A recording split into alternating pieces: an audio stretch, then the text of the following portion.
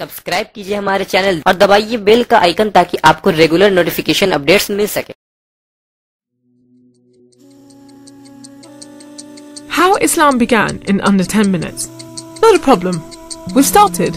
Okay, so travel back in time with me to a land far, far away and long, long ago. Mecca and Arabia, about the year 570. Mecca is important for two reasons. One, the Kaaba is there, an ancient temple built to worship God. And two, Muhammad, peace be upon him, was born in Mecca. Now, problem. I can't show you Muhammad because it wouldn't be right. I'll tell you why in a bit. But in the meantime, here's his name in Arabic. Nice. Back in the day, Mecca was a lawless place. The only way to be safe was to have backup. Lots of rich big brothers who'd beat up anyone who got in your way. So the place was ruled by the most powerful families who could do pretty much what they wanted. And religion didn't help. By this time, the Kaaba had been filled to overflowing with 360 idols that did nothing to help anyone. So it was a tough place to grow up if, like Muhammad, you were a poor orphan and believed in just one God you couldn't see, like the Jews and the Christians. He called him Allah, the God, in Arabic there.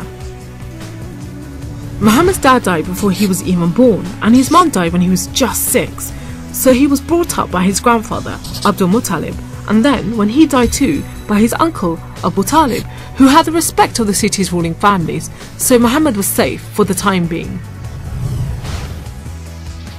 Muhammad started out as a shepherd and then became a businessman, travelling about buying and selling stuff for rich clients.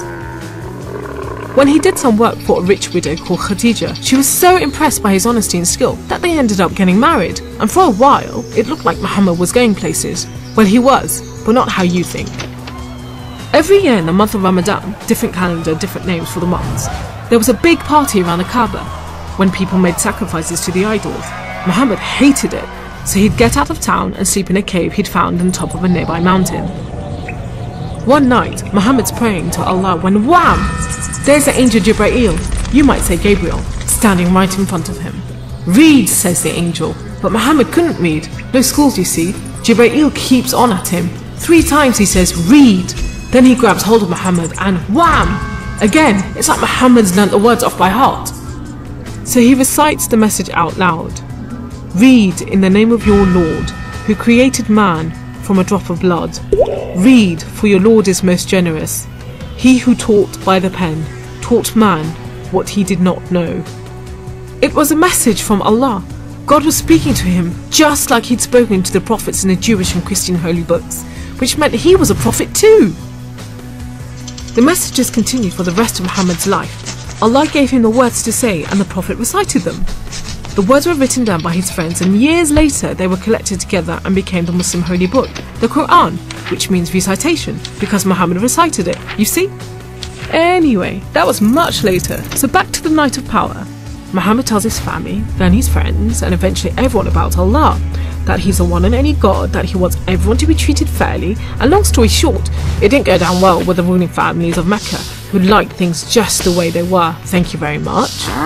You see, Islam means obedience to Allah, and Muslim means someone who obeys Allah, and the ruling families didn't want anyone obeying anyone else but them. So the people who believed in Muhammad's message, the Muslims, were given a hard time. Some were even tortured and killed. A few of them managed to escape to Abyssinia, Ethiopia. But most were stuck in Mecca. Muhammad also had to cope with the death of his wife, and then just a few weeks later, his uncle too. Feeling very down, he went to the Kaaba to pray to Allah one night. Then, the weirdest thing happened. Jibreel turns up, sits him on a winged horse called Al-Buraq and flies him all the way from Mecca to Jerusalem. He prays with all the prophets who have ever lived. Then, he's taken up to the heavens to chat with some of the prophets, and then into paradise itself, where Allah tells Muhammad to pray 5 times a day and to stay strong. He's returned to Jerusalem and then flies back to the Kaaba in Mecca. We call it the night journey, and Muslims still argue whether it was a real experience or a vision, but whatever, it gave Muhammad a much needed boost, and just as well, because there were more tough times ahead. So, there was this other city called Yathrib. The people there heard about Muhammad and his message and invited him and his followers to join them. A few at a time, the Muslims left Mecca and made the dangerous journey across the desert to Yathrib. It's known as a hijra, which means migration, you know, like birds do. Muhammad and a few of his friends stayed in Mecca until everyone had got away and then made plans for their own escape. But the ruling families wanted to kill Muhammad while they still could, so 7 sons, one from each family, was sent in the middle of the night to stab the Prophet while he slept. But he was way ahead of them, and when they burst into the house, Muhammad was gone. Trackers were sent out to hunt him down. Muhammad and his best friend Abu Bakr took a roundabout route to try and shake off the pursuit, but the trackers were too good and slowly gained on them. So Muhammad and Abu Bakr hid in a cave and prayed that no one found them. The trackers found the cave all right, but they didn't bother going in to search. There was no way Muhammad could be inside, they thought. There was a spider's web over the mouth of the cave and a nesting bird at the entrance. He must have given them the slip. So off they went, leaving Muhammad and Abu Bakr protected by a spider and a bird.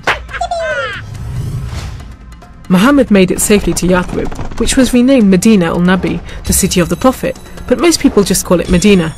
But Muhammad's worries weren't over yet. There were 3 big battles between the Muslims and the Meccans.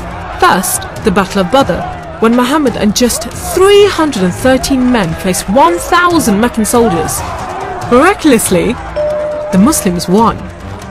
Then there was a Battle of Uhud, which didn't go so well. Some of Muhammad's men disobeyed his orders and ran off during the battle to raid the Meccans' camp, and so the Muslims were outmaneuvered.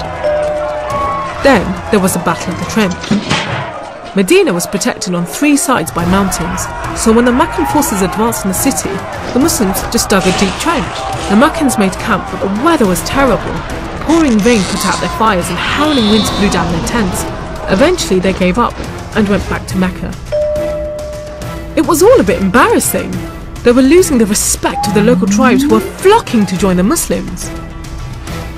So a peace treaty was signed at Hudaybiyah. But it wasn't long before the Meccans broke it. Muhammad decided that enough was enough. By now he had over 10,000 men, so he led them across the desert to Mecca. The ruling families realized they'd made a huge mistake, but it was too late.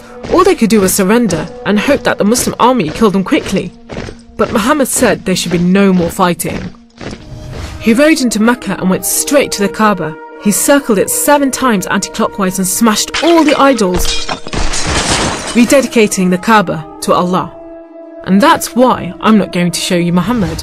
The Muslims wanted to make it totally clear that they only worship the one unseen God. So they didn't have any pictures of Muhammad in case anyone thought he was an idol, and they didn't have any pictures of Allah because he's like nothing on earth, so it would be impossible to draw him anyway. So there you go, how Islam began in under 10 minutes. How did I do?